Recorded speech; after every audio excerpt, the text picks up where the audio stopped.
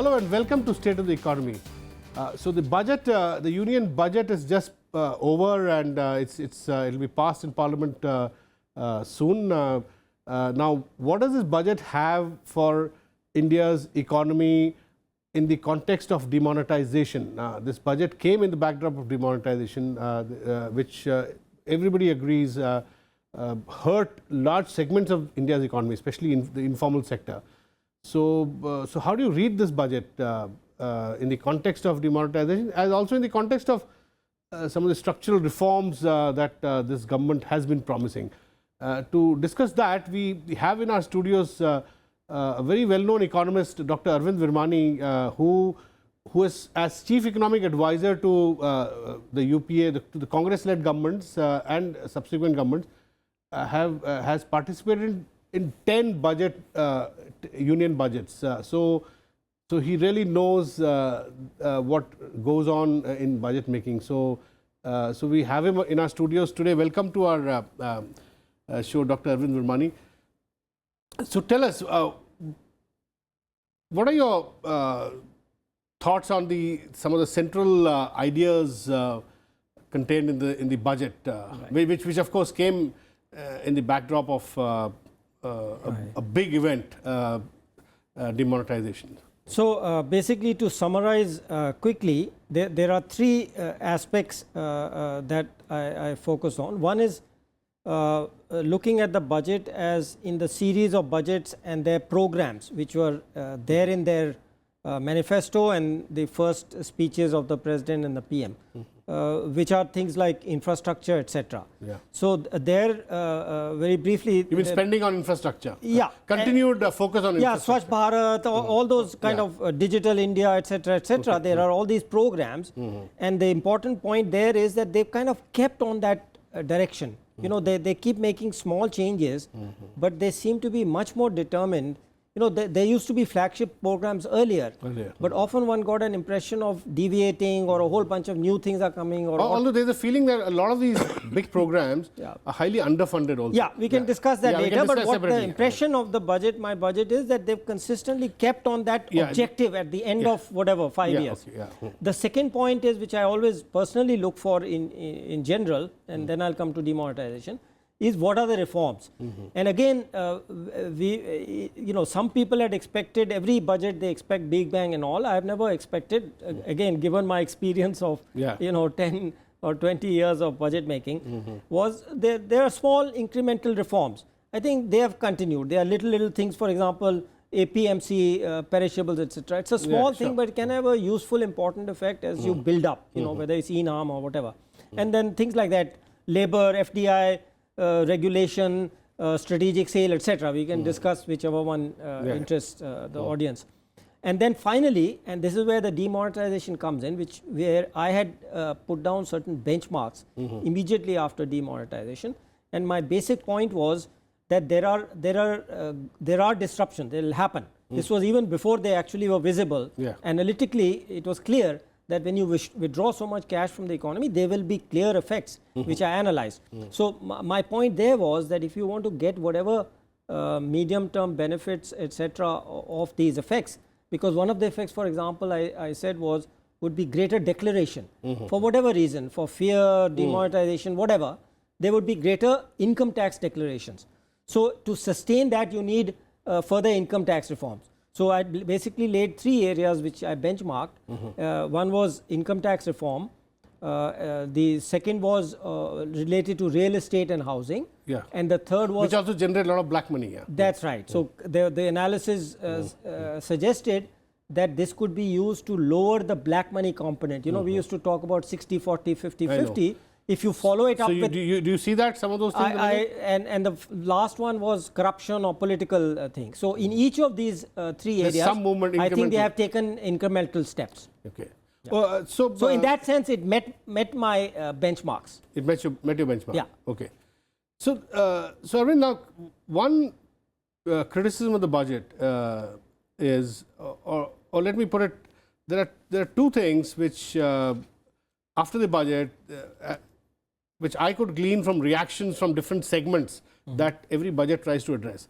One is the stock market was very happy because there was no bad news really, because the stock market was expecting things like long-term capital gains tax, inheritance tax, things that they don't like, taxes which hurt company balance sheets, so to say. Yeah. Now, but the social sector was expecting a lot from the budget, especially the millions who were unemployed in the informal sector because of demonetization, and the farmers whose incomes were hit. They were expecting some temporary relief, which the government also seemed to have sort of indicated that something might come. So that did not come. Yeah.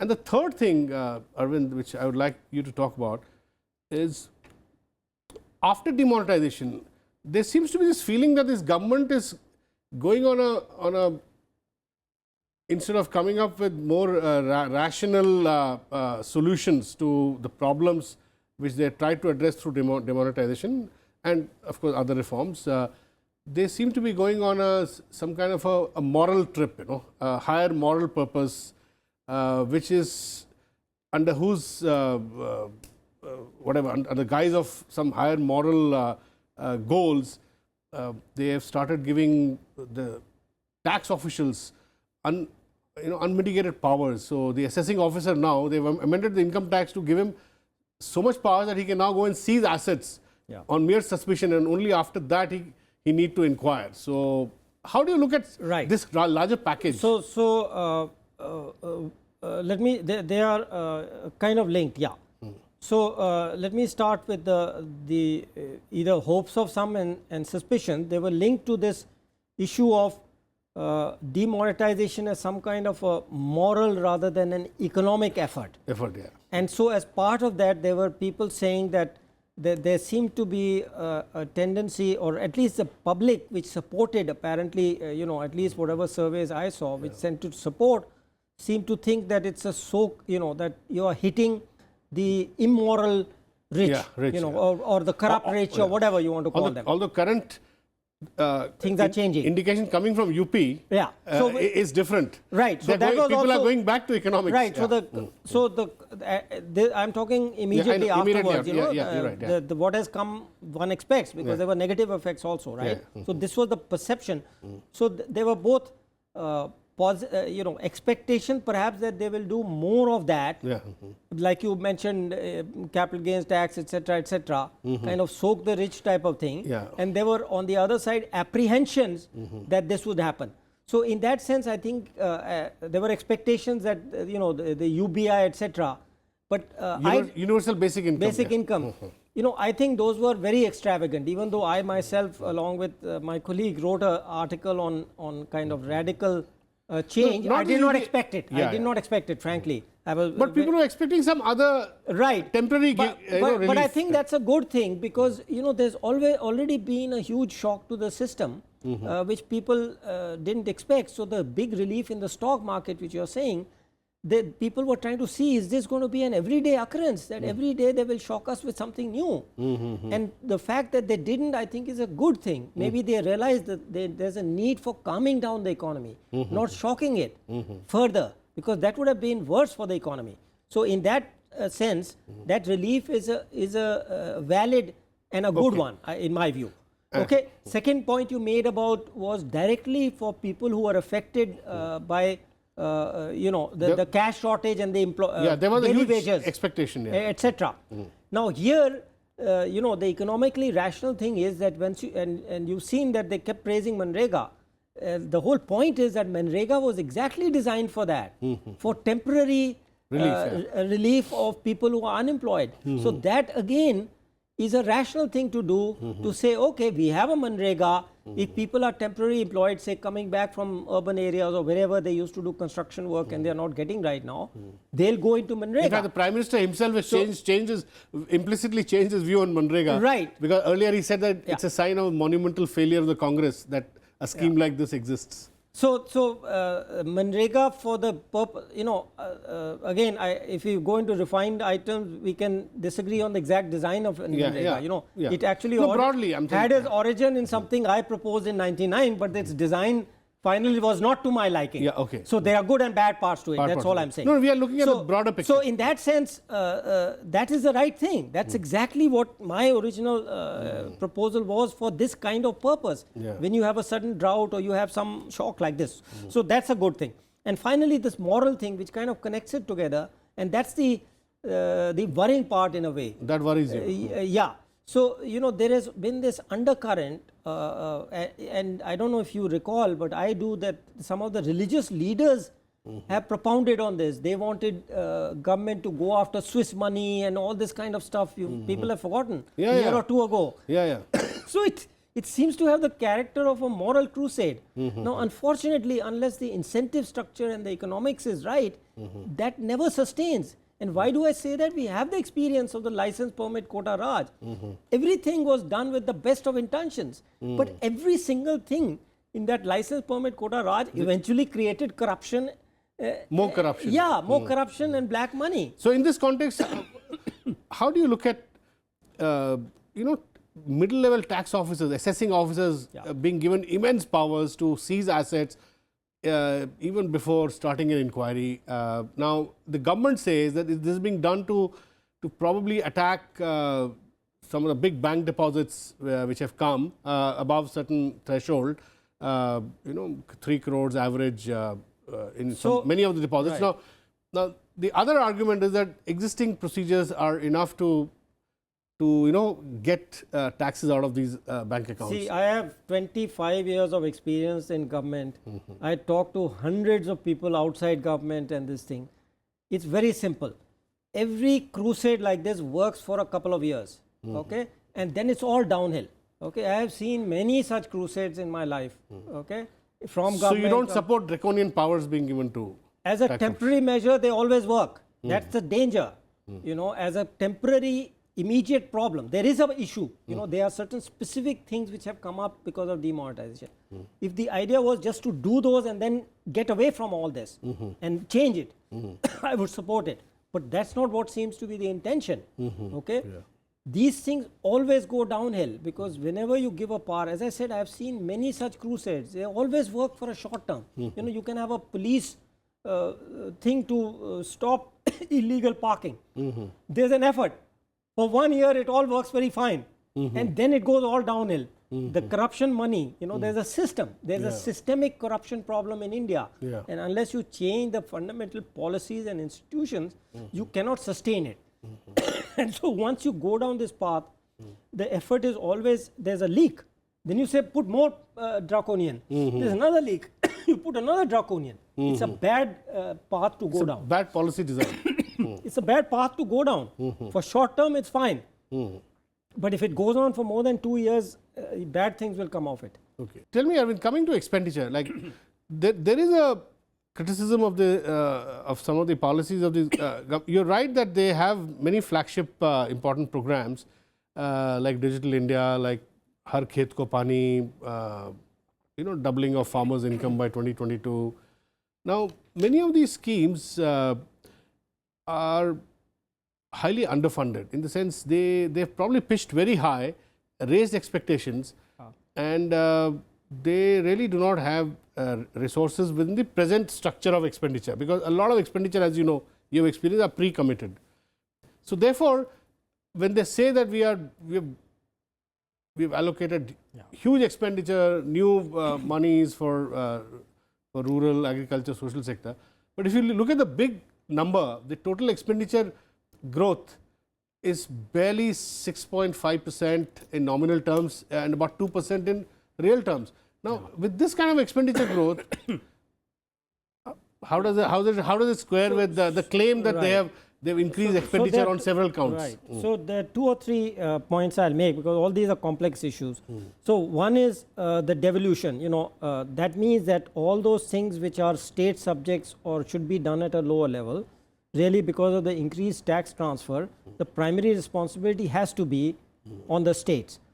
However, the center government used to get into it, it still does, like some of these things like Swachh. Plus it's all the political parties at the in power at the center, their manifestos make these claims that we will do so much for agriculture. So it's very important. The second point that you have to be very careful, you meaning the government and analysts, is to distinguish between those which are in the power of the central government directly, like digital network. They can make that. They can provide e-education platforms on it, e-health platform, that they can do.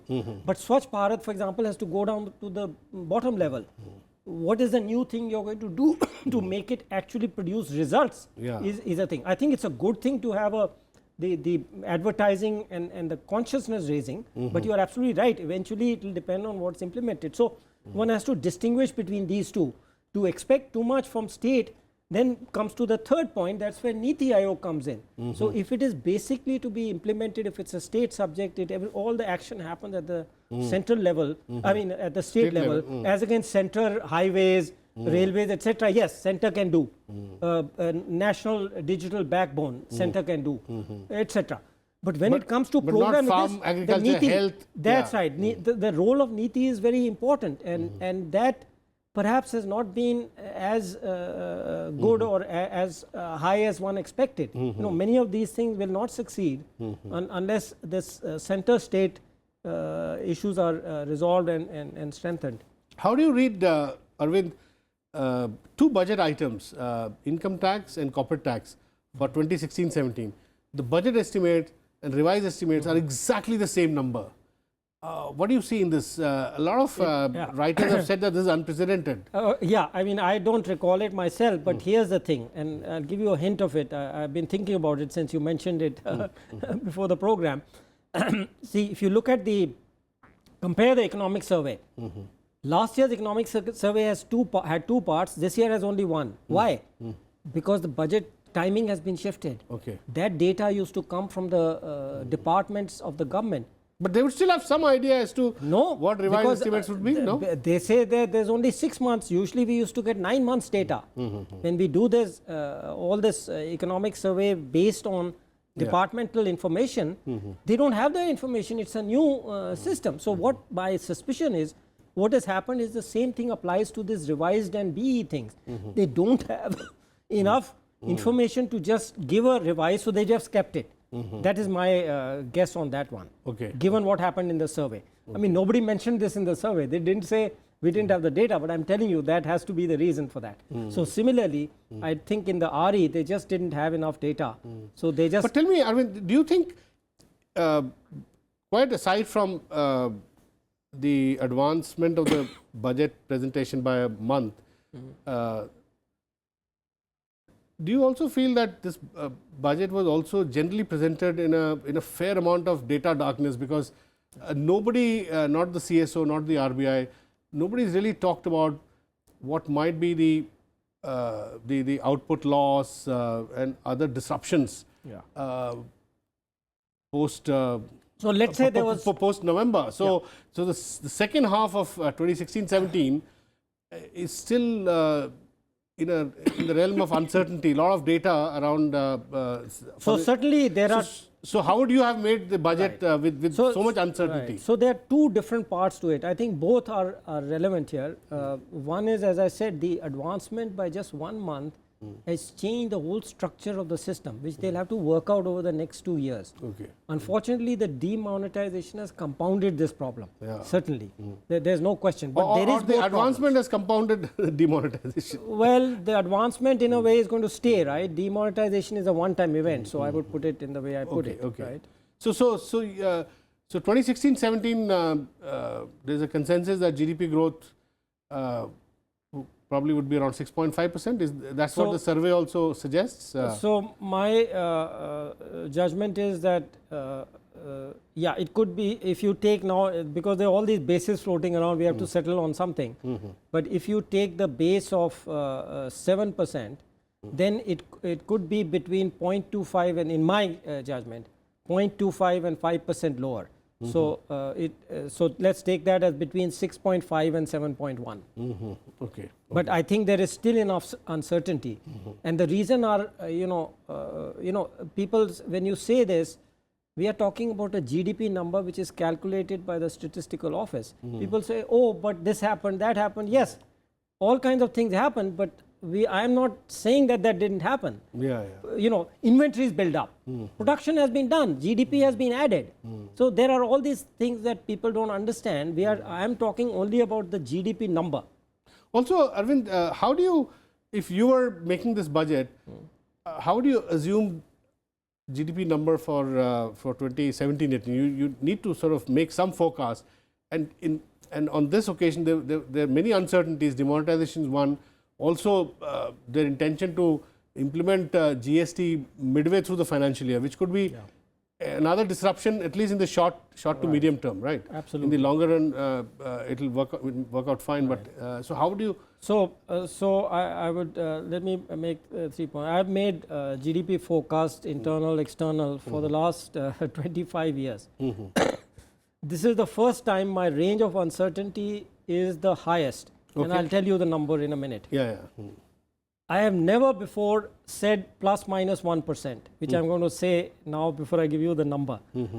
I think people are underestimating. I have not heard anybody on TV, whether business channels or any academic, give this kind of range of uncertainty. So let me just talk a little bit before we get to the number. Sure. Okay. So what are the uncertainties? Take demonetization. It's possible there could be a V-shaped recovery, you know, because what is lost is the services. You know, the key difference of a service is it's produced and you're consuming it, right? It's immediate. In production, you can do a number of things. You can postpone production, you can build inventories, and you can do a whole number of things. So in principle, everything can be at a standstill and then recover. I'm not saying it's going to, but that is the possibility. The other possibility is which everybody is expecting, that consumers slow down and they will take time to recover. So there is this huge uncertainty both ways in my view. It's not just downwards. Okay. One example for external. The multilateral institutions are saying 1% increase in the global growth. On the other hand, if you look at what is happening in the US, it's happening in Europe, it could go the other way. I think the last quarter US was 1.9%. So a lot of people are assuming world economy is going to be better for us. I'm saying there's a possibility of the other way.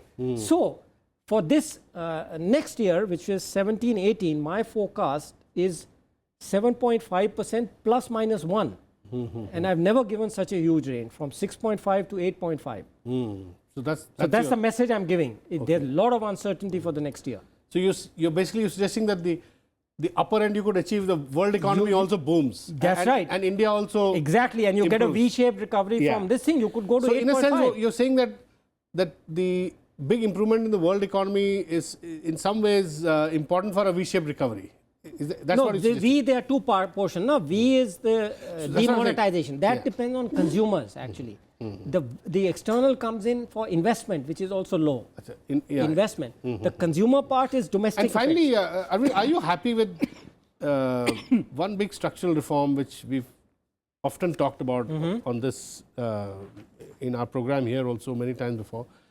People say that the government has only provided 10,000 crore for recapitalization of banks, which is like a drop in the ocean. Banks need about 3.5 lakh crores by consensus to start actually lending normally again, and the bank balance sheet problem remains unaddressed, which our chief economic advisor also talks about in the economic survey.